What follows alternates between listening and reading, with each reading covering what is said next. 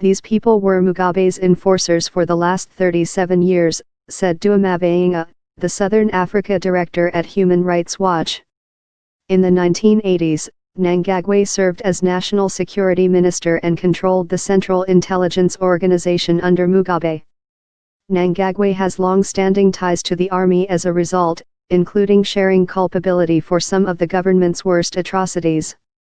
The military has been implicated in some of the most serious human rights abuses in Zimbabwe's past, Mavhinga said. Mnangagwa was security minister at the time of Mugabe's Gukuraindi campaign that, from 1983 to 1987, saw security forces kill thousands of people whom the ruling government perceived as political opponents or accused of fostering dissent. There has been no accountability for these abuses, according to Mavhinga, and since many of the officials, active or complicit in carrying them out, now stand to rule Zimbabwe, it seems extremely unlikely that they will answer for their actions anytime soon. It's a change in leadership of individuals, but the authoritarian system remains intact, Mavhinga said. The army's takeover has so far seen a reshuffling of the country's elite power brokers, but massive reforms are needed to change a political system with an entrenched history of human rights abuses and authoritarianism.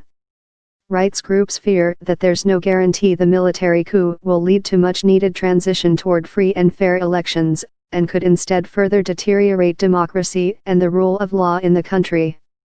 The ruling ZANU-PF party's chief whip, Lovemore Matuk, said on Tuesday that Mnangagwa would stay on as leader until elections in 2018, but it remains to be seen whether that vote is conducted fairly and without a crackdown on political opposition as there has been in the past.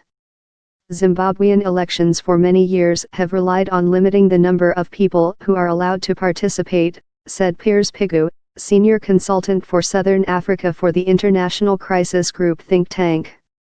The progression of events that led to the president's ouster also contained numerous red flags for the country's future, as Mugabe's last years saw the nation's politics decline in parallel with its leader's health. Mugabe's repressive policies and economic mismanagement had wreaked havoc on the country, and at 93 years old he had lost the ability to perform even some basic ceremonial duties, leading to bitter infighting over who would succeed him. After Mugabe removed Mnangagwa from office earlier this month, which seemingly paved the way for Mugabe's wife, Grace, to assume power, the military and Mnangagwa moved to preempt such a transition. In seizing power and detaining Mugabe, the military proved it was willing to go to great lengths and violate democratic norms. This is a major overreach by the military in terms of a direct violation of the constitution, Pigu said. There is a huge danger associated with this military intervention. It's possible the removal of Mugabe could pave the way for necessary economic and political changes that are needed to save Zimbabwe, Pigu said, as Mugabe's presence prevented any sort of reform.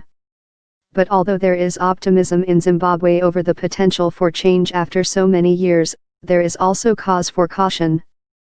There's still an abundance of uncertainty surrounding the military takeover and Zimbabwe's political future. Even Mnangagwa, the supposed future leader of the country, has been largely publicly absent during the crisis, leaving it unclear what kind of president he intends to be. In recent years Mnangagwa has attempted to play the role of economic reformer, and worked closely with the country's finance minister to secure loans from the International Monetary Fund. Mnangagwa and the new government in Zimbabwe will soon face the immense task of dealing with the effects of Mugabe's mismanagement, which has ruined the country's economy and caused its gross domestic product to plummet. There has been a downturn in purchasing power for ordinary Zimbabweans, as well as runs on banks as cash reserves have dried up.